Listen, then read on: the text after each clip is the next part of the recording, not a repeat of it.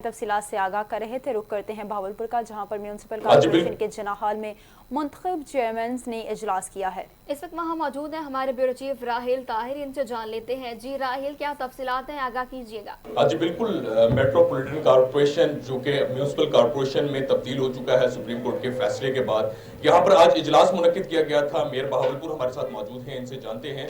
Mayor साहब, क्या क्या यहाँ पर इजलास में जो है वो डिस्कशन की गई है बहावलपुर की तामीर और तरक्की के हवाले से? बहुत बहुत शुक्रिया जी। सबसे पहले तो मैं आपके तवसत से बहावलपुर की आवाम को ये खुशखबरी भी देना चाहता हूँ और मुबारकबाद पेश करता हूँ कि 2 साल बाद उनका मुंतखब करदा मकामी हुकूमत का ये ऐवान जो है बहाल हो गया है और अल्हम्दुलिल्लाह आज उसने अपना पहला इजलास बहाली के बाद जो है मुनक्किद किया है। और मैं समझता हूँ कि इस पर मेरे जो तमाम साथी हैं वो खराज तहसीन के मुस्तहक हैं और मैं सुप्रीम कोर्ट को भी खराज तहसीन पेश करता हूँ कि उसने आइन और कानून की सरबुलंदी के लिए बहुत अहम फैसला जो है 25 मार्च को सादर फरमाया था।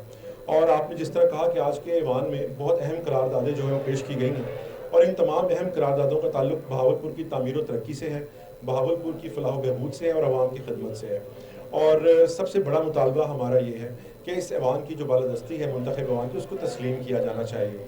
और इस ऐवान ने आज जहाँ जहाँ से जो रिपोर्ट्स मांगी हैं जिन जिन ऑफिसर से, वो इस ऐवान को फौरी तौर पर पेश होनी चाहिए।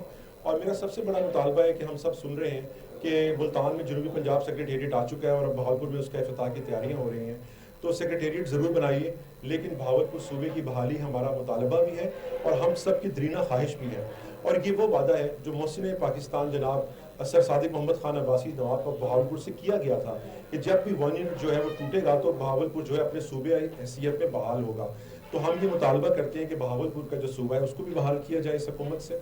और इसके साथ साथ ये मुतालबा भी है कि जो सुप्रीम कोर्ट का फैसला है उसको मनोमन तस्लीम करते हुए उसकी रास्ते में रुकावट नहीं डाली जाए। आज इस ऐवान ने यहाँ बैठकर ये साबित किया है कि अवामी नुमाइंदे जो हैं उनको अवाम से दूर नहीं रखा जा सकता है और ये कोशिश जो है इसको किसी तौर पर भी कोई भी नहीं सराहेगा। और ये एक ऐसी हुकूमत इमरान खान साहब जिसको लीड कर रहे हैं उसके मैं समझता हूँ कि बहुत सारी जहाँ और चीज़ें होंगी वहाँ उसके ऊपर ये भी उनके दामन पर एक बहुत बड़ा दाग होगा। और मैं समझता हूँ कि सुप्रीम कोर्ट के सामने खड़ा नहीं होना चाहिए, उन्हें सुप्रीम कोर्ट के फैसले को तस्लीम करना चाहिए। और जो मुंतखब लोग हैं जिनको पंजाब के 12 करोड़ अवाम ने बेइंतहा वोट देकर मुंतखब किया था, उनके रास्ते में वो रुकावट नहीं डालेंगे और इस ऐवान को काम करने देंगे, क्योंकि हमें ये मैंडेट मिला है कि हम अवाम की फलाह बहबूद के लिए काम करें। तो मैं समझता हूँ कि मजीद इसके अंदर रुकावट नहीं आनी चाहिए।